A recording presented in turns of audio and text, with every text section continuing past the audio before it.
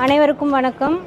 நாம் தமிழர் கட்சியின் சார்பாக நடைபெறவிருக்கின்ற விக்கிரவாண்டி இடைத்தேர்தலில் அபிநயா என்கிற நான் போட்டியிடுகிறேன். அதற்கான வேட்புமனு தாக்கல் இப்போது ஆட்சியரை சந்தித்து நாங்கள் கொடுத்துட்டு வரோம்.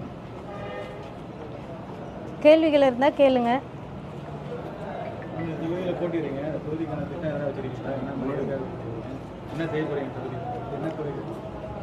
இது என்னுடைய சொந்த தொகுதின்றதால என்னென்ன பிரச்சனைகள் இருக்குதுன்றது முழுமையாக எனக்கு தெரியும்.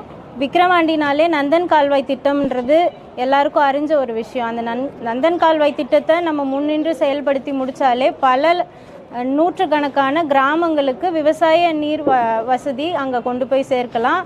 விவசாயம் செழித்தாலே போதுமே, எல்லா கிராமங்களும் செழிப்பாக இருக்கும். அது செழிக்கிறது மூலயமா கரும்பு விவசாயம் மேம்படும், நெல் விவசாயம் மேம்படும். இது மட்டும்தான் இருக்குது.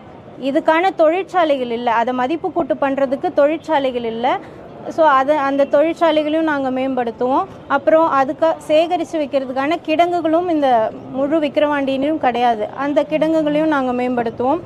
அது இல்லாமல் மேம்பாலங்கள் இல்லை விக்கிரவாண்டியில். இந்த வாகன நெரிசலை குறைக்கிறதுக்கான மேம்பாலங்கள் நாங்கள் கட்டுறதுக்கான முன்னெடுப்பு எடுப்போம். நிறைய பிரச்சனைகள் இருக்குது. இப்போ கூட பாருங்கள், நான் ஒரு பெண்ன்றதால இதை பதிவு பண்ணுறேன். கள்ளக்குறிச்சியில் கள்ளசாராயம் குடிச்சிட்டு 30க்கும் மேற்பட்டவர்கள் இழந்திருக்காங்க. அப்படின்னா 30 தாலிகள் இன்றைக்கி அறுக்கப்பட்டிருக்கு. அதுக்கு காரணம் என்ன? ஆண்டுகிட்டு இருக்க கட்சி தான். அவங்களுக்கு தெரிஞ்சதெல்லாம் டாஸ்மார்க் பொருளாதாரம் மட்டும்தான். இதை வச்சு ஆட்சி நடத்தக்கூடிய ஒரு கேவலமான நிலை தான் இன்றைக்கி இருக்குது.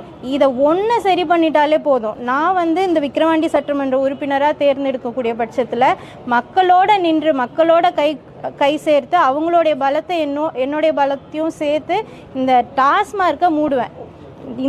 தமிழ்நாடு முழுவதும் மூடுறதுக்கான நாங்கள் நடவடிக்கை எடுப்போம்.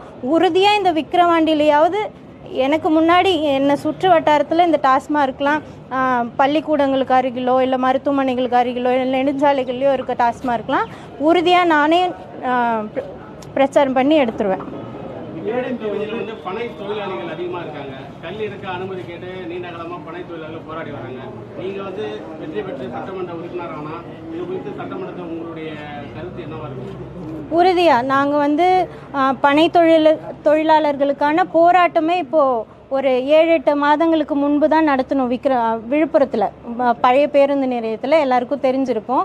எங்ககிட்ட அதிகாரம் மட்டும் கொடுங்க, நாங்கள் எல்லாத்துக்கான போராட்டங்கள் தான் பண்ணிகிட்ருக்கோம், ஆர்ப்பாட்டங்கள் தான் பண்ணுறோம், எங்களால் முடிஞ்ச அளவு மனுக்கள் கொடுக்குறோம். ஆனால் ஒரு அதிகாரத்துக்கு எங்கள் கையில் கொடுக்கும்போது தான் அதை நிறைவேற்றி காட்ட முடியும்.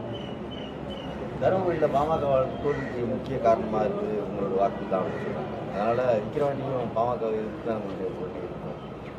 ஏன் பாமக மட்டும் சொல்கிறீங்க? மும்முனை போட்டி தானே இது. எங்களுக்கு முன்னாடி எந்தெந்த கட்சிகள் நிற்குதோ அதை எல்லாரையும் எதிர்த்து தான் போட்டி. இது எங்களோட வெற்றி கணக்கு துவங்கிறதுக்கான ஒரு நேரம். அதனால் உறுதியாக 2 பேரையும் எதிர்த்து போட்டிட்டு சண்டை செஞ்சு நாங்கள் வெல்வோம்.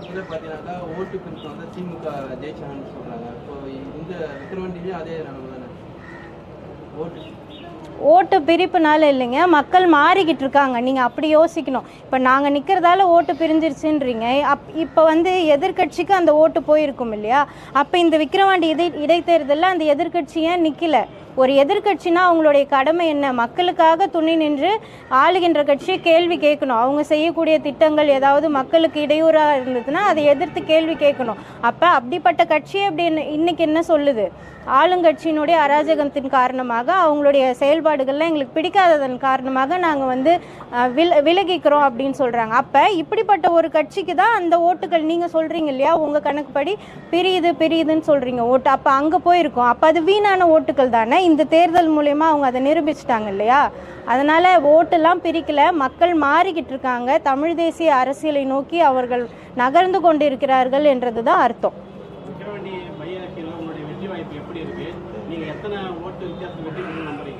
முதல்ல பதிவாகட்டும்னா பதிவான ஓட்டு எவ்வளோன்னு தெரிஞ்சால் தானே நாங்கள் எத்தனை சதவீதம் அப்படின்னு சொல்ல முடியும். அதனால் உறுதியாக வெல்லுவோம். 100% உறுதியாக நாங்கள் இந்த விக்கிரவாண்டி இடைத்தேர்தலை வென்று முடிப்போம். எங்கள் கட்சி மாநில அங்கீகாரம் பெற்று வரக்கூடிய முதல் தேர்தல். அதனால் எங்களுடைய தம்பி தங்கைகள்கிட்ட இருக்க முழு உத்வேகத்தையும் உற்சாகத்தையும் நாங்கள் இந்த தேர்தல் களப்பணியில் காட்டுவோம்.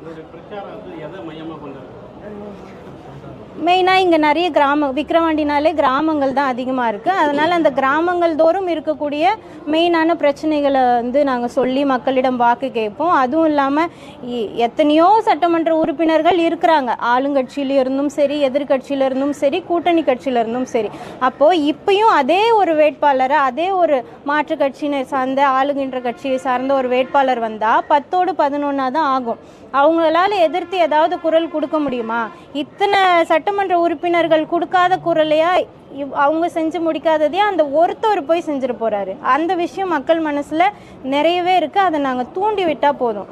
1-to-1 பேசுறது மூலயமா, நெருங்கி வந்து அவங்க கிட்ட பிரச்சாரம் பண்றது மூலயமா நாங்கள் இதை கொண்டு போய் சேர்த்து வெற்றி பெறுவோம்.